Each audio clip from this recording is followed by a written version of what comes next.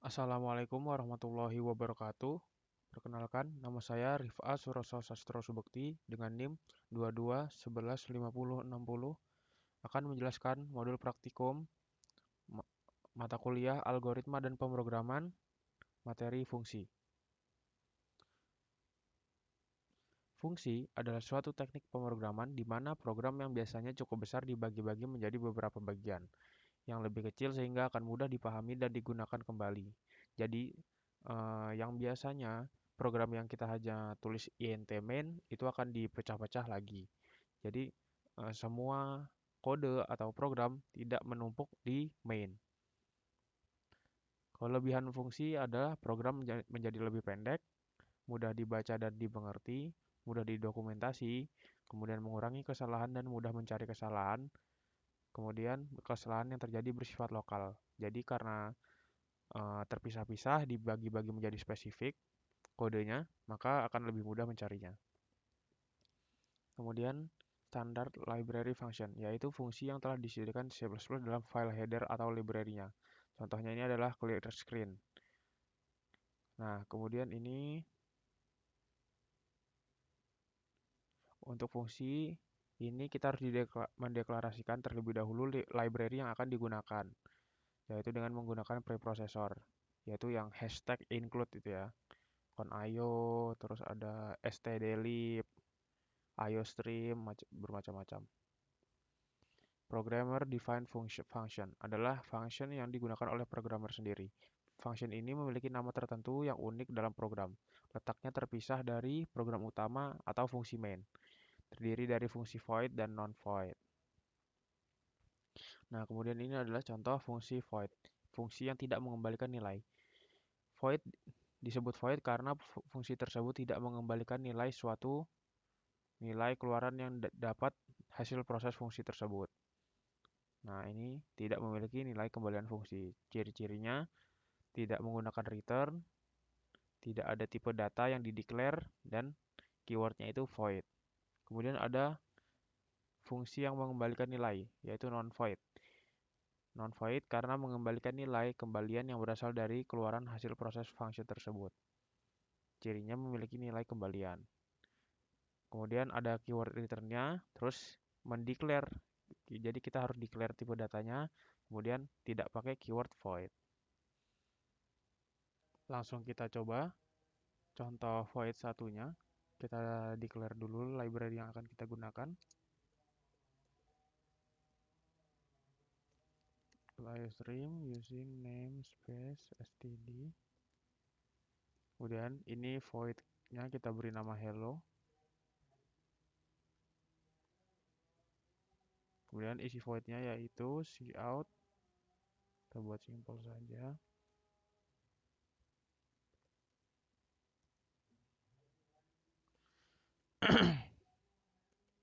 Nah, kemudian kita tulis program utamanya di int main memanggil fungsi hello.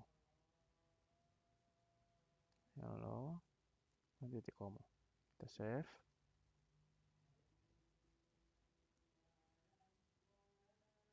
Kita coba compile.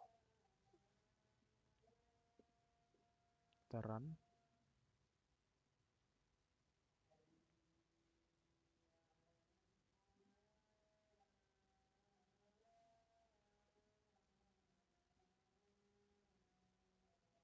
Nah, akan keluar fungsinya hello. Hasil dari fungsi tersebut yaitu hello.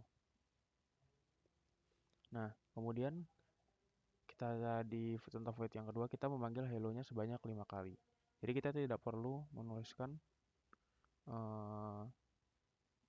semua isi hello-nya berulang-ulang, tapi kita hanya perlu menuliskan atau memanggil nama fungsinya saja.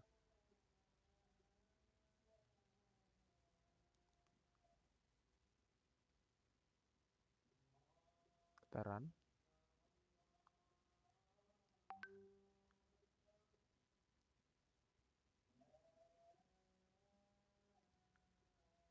Nah, ini ya, hello-hello-nya sebanyak 5 kali. Saya lupa kasih new line. Nah, kemudian kita coba ganti ke contoh void yang ketiga, yaitu kita mengisikan voidnya string nama.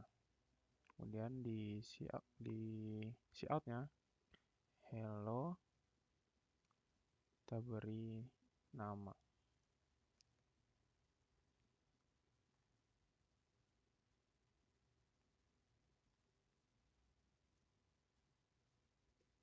Kan kita kasih.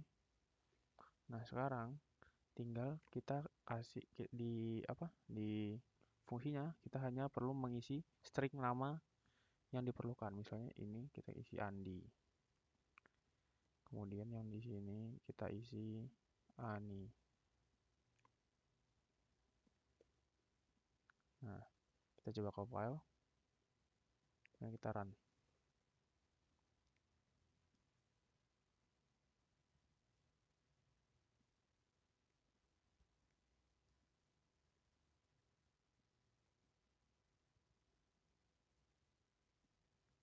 Nah, jadi kita tidak perlu menuliskan cout-nya berkali-kali dan namanya. Jadi kita hanya perlu memanggil nama fungsi, kemudian mengisikan parameternya atau parameternya dengan data yang ingin kita berikan.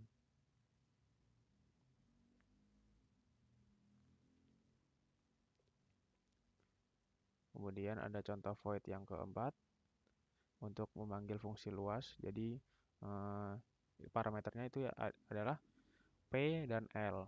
Kemudian isi voidnya adalah rumus. Jadi P-nya dikali L. Kemudian di programnya kita tinggal memanggil nama fungsinya, kemudian memberikan parameter yang dibutuhkan, yaitu P dan L-nya. P-nya 4 dan L-nya 5. Maka outputnya akan mengeluarkan hasil luasnya adalah 20, seperti di void. Kemudian di contoh void yang ke-6 ini, sama seperti contoh sebelumnya, tapi kita menggunakan ketambahan sein. Jadi kita memasukkan nilainya, kita masukkan nilainya dulu, nilai panjangnya, kemudian nilai lebar, maka akan masuk ke voidnya. Voidnya, maka terus lalu akan dikali dan keluar cout hasil luasnya.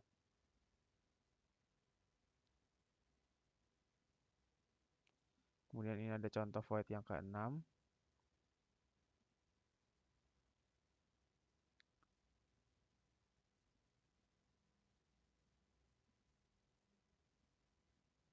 Berbeda dari contoh void sebelumnya, kita declare dulu di awal, kemudian program utamanya, kemudian menuliskan definisinya, yaitu isi dari fungsi tersebut. Nah, kemudian ini ada non-void. Non-void ini yang biasanya kita gunakan ya di sebelum-sebelumnya, tapi hanya main. Nah, di non-void ini kita menuliskan int-nya tidak hanya main. Jadi, mari langsung kita coba.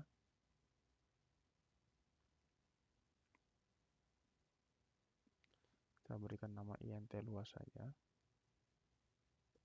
Kemudian kita masukkan datanya intp dan intl.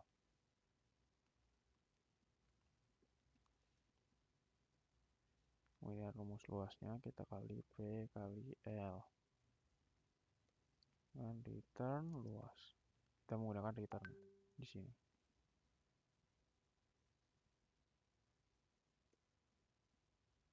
Nah, di int-nya kita definisikan P dan L tadi kita ubah menjadi int panjang dan lebar.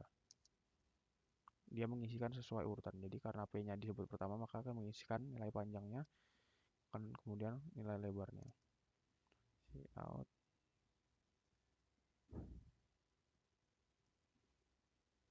Cout input nilai panjang.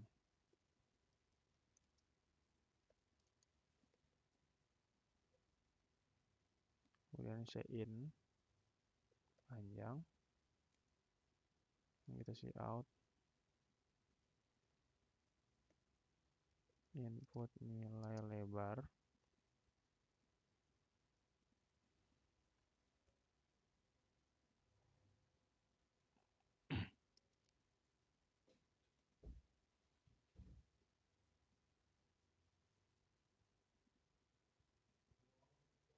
cin lebar. Kemudian kita panggil fungsi int-nya tadi yang di awal. Luas, kita isikan panjang lebar. Setelah kita panggilkan, kita cout.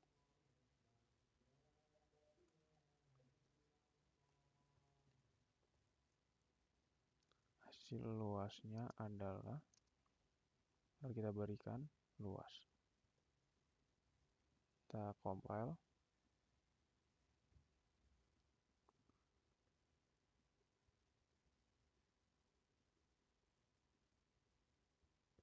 Atau kita coba ganti dulu fungsi luas. Kita bedakan ya, biar nggak sama.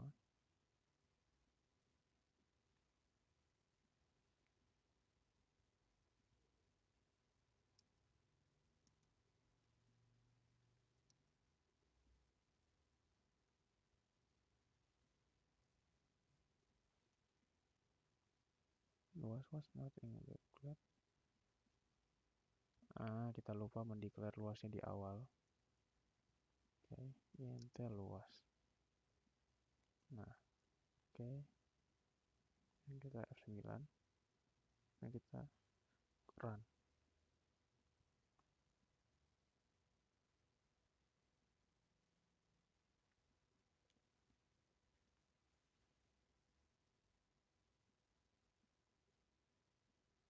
Kita masukkan nilai panjangnya 4, kemudian nilai lebarnya 5, dan hasil luasnya adalah 20. Kemudian selanjutnya adalah contoh rekursif, yaitu rekursif faktorial. Jadi faktorial itu sama dengan, misalnya kita 3 difaktorialkan menjadi 3 dikali 2 dikali 1. Jadi dikali selanjutnya itu adalah pengurangan 1. Nah, di rumus ini, jika F-nya sama dengan 1, maka akan return 1. Selain itu akan dikali. Jadi rumusnya ini seperti yang telah dijelaskan, misalnya kita masukkan faktorialnya adalah 3, maka akan dikalikan rekursif faktorialnya, yaitu 3 dikurang 1, 2. Nah, karena F-nya belum 1, maka akan dikembalikan lagi ke awal, maka akan dikali lagi 2 dikali 1. Karena nilainya sudah 1, maka syaratnya terpenuhi dan akan men-cout hasil faktorialnya. Demikian yang bisa saya sampaikan. Terima kasih. Wassalamualaikum warahmatullahi wabarakatuh.